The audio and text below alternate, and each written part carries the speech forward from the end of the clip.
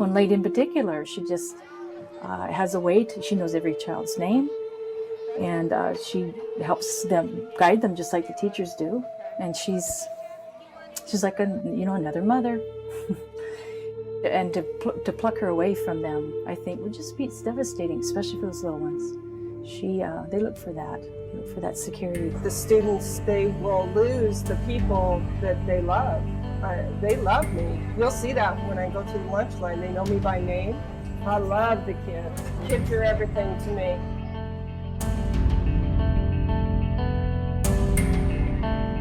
I love the kids. That's why I've stayed with the district all these years. I was a volunteer for 10.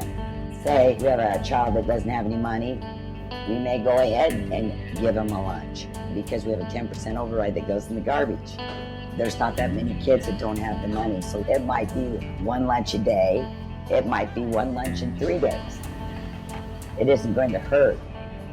When a contractor comes in, they have their regulations where you're allowed to give them a little bowl of cereal and a milk for lunch. And that's it. When you have contractors in, it's all about the money. It's not about the kids. There's that detachment from the children. That's why some of the local school districts have gotten rid of the contractors and went back to their own people because of the service.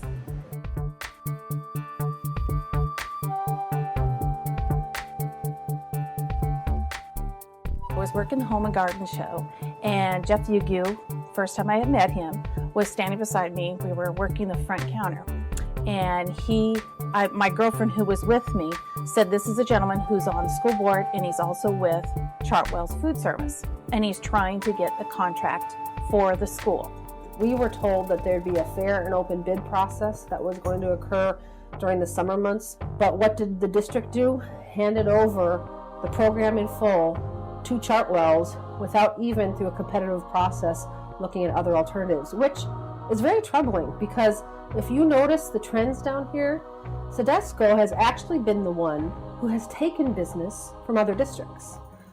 Recently, they picked up Hawkinson's business, which Chartwell's had previously.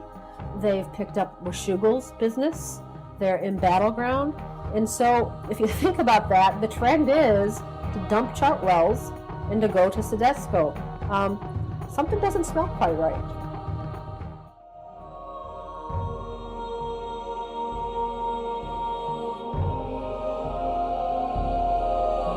We just signed our contract, so we have 2 more years on our contract. I believe it's up end of August of 2011, I believe.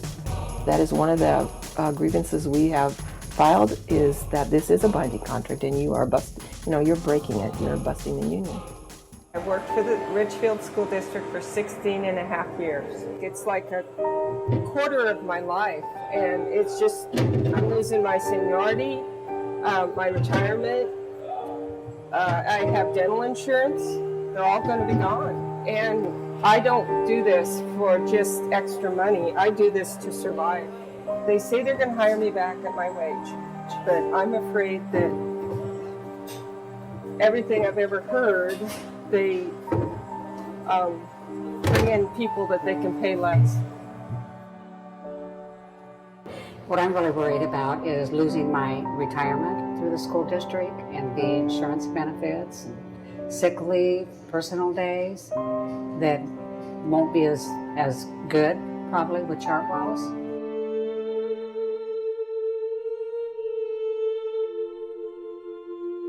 They are counting out fries to the effect of having 5 or 6 French fries in a basket, or 3 or 4 tater tots in a basket. Some of these kids, maybe this is the only meal they get per day.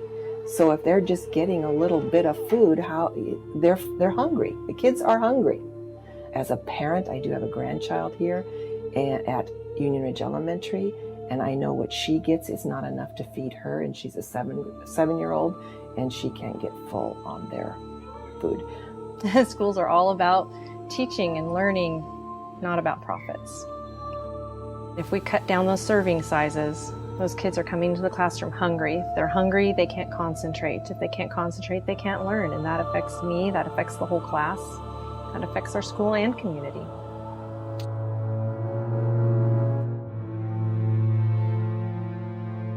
One of the competitors for the contract for food services, the vice president stood up and guaranteed that he would maintain the status quo and that everyone would keep their jobs. There would be no reduction in their compensation, and they would break even and lose no money for the next 5 years. And he wasn't given a look, and I simply couldn't understand that from a business point of view. Ironically, one of the board members who abstained from the decision making is working for Chartwell's, who got the contract. And even though, I mean, in my mind, even though he did abstain, there's that gravity, that sense of he was on the board, they knew him, they were all friends, and it just sort of smacked of an inside job. It does take a village to raise all these kids, and we classroom teachers could not do it without the help of the classified personnel, and they're voters here. They vote on our levies, they vote on our bonds. I think we have to treat them well. We have to take good care of our people. We have to listen to what they have to say. Our classified personnel is pretty fired up and they're pretty upset, and I don't think we can afford to alienate these people because they have, their kids are in our schools. Their moms, their dads, their aunts, uncles, grandmas, great aunts, and we have to remember they're voting members of every election that goes on in this town. We need to pass a bond desperately in this little district. We're bulging and breaking at the seams. Why the admins would pick a fight with the community, and the cooks are part of the community. They're married, they have families, their older children vote, their husbands vote, they vote, they have friends who vote. And it would be probably 50 to 100 people who would have very negative feelings about ever doing anything for Ridgefield School District. And we've been down this road before. It's happened in the last decade, and the administrators picked unnecessary fights with classified employees. And we failed bond after bond. We failed levies. There's quite a pushback from this little tight community. The district is trying to remove our classified kitchen workers out of our union. It's not right that you're taking their jobs away from them. Do I think that we're in tough times? You bet we're in tough times. We're all in tough times. But this district is not in a tough time right now. They are very fiscally sound. What I don't understand is we have more money. We are one of the wealthiest school districts. And they're still cutting people. I don't understand that. So I just don't understand it. Something that I have to throw my hands up in just disbelief is the talk that there's any financial motivation whatsoever behind this decision to dump the employees. Because I've worked with them now for the last 10 years. They have the highest end fund balance in terms of reserve that they've had in that 10-year period. They have over $2.8 million at my last check in their reserves. That's simply the reserves. That's unheard of.